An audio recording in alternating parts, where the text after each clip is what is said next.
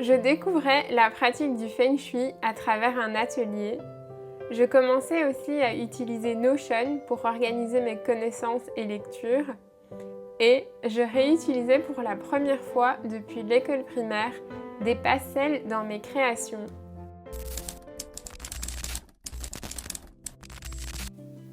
Coucou les amis, j'espère que vous allez bien. Nous de notre côté, ça ne peut que aller bien. Avec mon amoureux, on est arrivé ici en Croatie arabe pour notre premier stop de vacances. Et j'avais envie dans cette vidéo de vous montrer ce que j'ai embarqué avec moi pour continuer de stimuler et de nourrir mon esprit créatif pendant ces prochaines semaines à l'étranger. J'avais envie de mixer un peu les ambiances de lecture et c'était pas évident de me limiter, mais je me suis quand même arrêtée à 4 choix différents. Pour une vibe très détente, j'ai choisi Aleph, un roman autobiographique de Paulo Coelho. Et à lire la 4e de couverture, ça avait vraiment l'air d'être le récit parfait pour m'inspirer dans cette phase de changement de vie. Du même auteur d'ailleurs, j'avais adoré lire L'Alchimiste. C'est des livres qui se lisent facilement et je trouve que c'est parfait pour passer un bon moment sous le parasol. Pour une lecture un peu plus axée état d'esprit, j'ai choisi un livre de notre cher ami Robert Greene, Mastery. De ce que j'ai compris, le livre explore les étapes clés pour atteindre la maîtrise et l'excellence dans n'importe quel domaine. Et je suis curieuse de découvrir ce que Robert a à nous apprendre à ce sujet. Pour continuer d'être nourrie en termes créatifs sans trop me prendre la tête, j'ai pris aussi un autre roman qui a fait le buzz aux États-Unis, Tomorrow and Tomorrow and Tomorrow de Gabriel Zevin. Il existe maintenant aussi en français.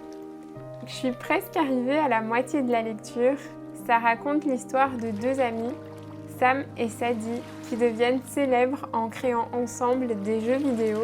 En suivant leur évolution, on s'immerge vraiment, je trouve, dans les coulisses de la création et c'est aussi hyper intéressant de voir comment une amitié créative évolue quand la célébrité s'en mêle. Et finalement, je n'envisageais pas de partir sans une bonne petite biographie. J'avais commencé à lire celle de Audrey Hepburn. Je connaissais le personnage de nom, mais je n'avais pas plus d'informations sur elle. Et j'ai vraiment été captivée par les premières pages de ce livre. C'était tellement inspirant de découvrir comment elle est devenue une icône du cinéma, alors qu'en fait, elle n'avait jamais imaginé devenir actrice. En termes de parcours d'alignement, en fait, je trouve que c'est un cas hyper passionnant à étudier et je dévore toutes les pages pour l'instant. J'y pense maintenant, mais j'ai posté il y a plus d'1 an déjà une vidéo où j'ai expliqué comment je prends des notes efficaces dans mes livres avec un simple crayon. Je sais que beaucoup de gens avaient apprécié découvrir ma méthode, donc si ça t'intéresse aussi pour tes lectures, je te remets le lien en dessous de cette vidéo. J'ai dû me limiter à nouveau pour ne pas tout embarquer, mais aussi surtout parce qu'ici il fait hyper chaud. Je pense qu'ils annoncent entre 35 et 40 degrés pratiquement tous les jours. Donc tu te doutes que par exemple les pastels, je crois qu'ils vont pas trop apprécier. Du coup, j'ai pris ma petite palette d'aquarelle. Je trouve que c'est très passe-partout avec le petit pinceau à réservoir. Dans ma trousse, j'ai mis un feutre fin imperméable que j'utilise avec l'aquarelle. J'ai pris aussi un crayon et un mini taille-crayon avec une gomme et une gomme mie-de-pain qui est super pratique pour les dessins à l'aquarelle. J'ai aussi pris un Posca blanc et un bic parce que c'est toujours pratique quand je dessine. Et finalement, le sign pen que j'aime bien utiliser juste pour faire des croquis en noir et blanc. Évidemment, on embarque aussi un carnet de dessin. J'ai pris un nouveau d'ailleurs pour l'occasion, je ne l'ai même pas encore déballé. Et finalement, j'ai aussi pris toute cette boîte de crayons de couleur. J'avais envie d'explorer le mix média et je me suis dit que ça passait bien avec l'aquarelle. Sinon, rien à voir avec le dessin, mais en fait j'ai l'habitude aussi d'écrire dans un carnet tous les matins. Du coup, j'embarque aussi mon stylo et mon carnet bleu.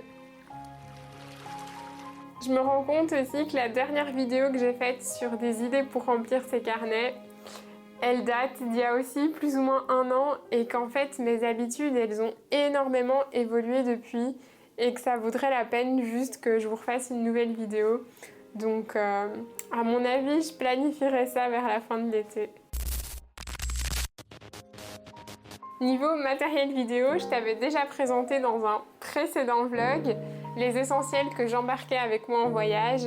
Et ici dans cette vidéo, je vais plutôt te montrer ce qui va se rajouter ou ce qu'on va switcher pendant ces vacances. On ajoute une nouvelle mini caméra qu'on vient d'acheter avec mon amoureux, la DJI Action 2, qui est toute mini et du coup hyper versatile avec tous ces petits accessoires magnétiques. Parfait pour s'amuser en vacances. On ajoute aussi un nouvel essentiel, un disque dur bien costaud de la marque Lassi qu'on peut embarquer partout avec nous. Parce qu'en continuant de créer sur cette chaîne, juste en fait, la quantité de vidéos à stocker commence à largement dépasser la capacité de mon PC. Donc on a ce nouveau petit joujou en plus. Et niveau son, on switch le petit micro lavalier avec ce pack DJI Mic One. Ces petits micros peuvent s'accrocher partout avec leurs magnettes et ils ont l'avantage d'être 2 et sans fil. Et c'est d'ailleurs celui que j'utilise dans cette vidéo, ici. Voilà les amis, on arrive au bout de ce vlog. Pour les prochains, je vous prépare un nouvel épisode de la série 6 idées pour se laisser surprendre.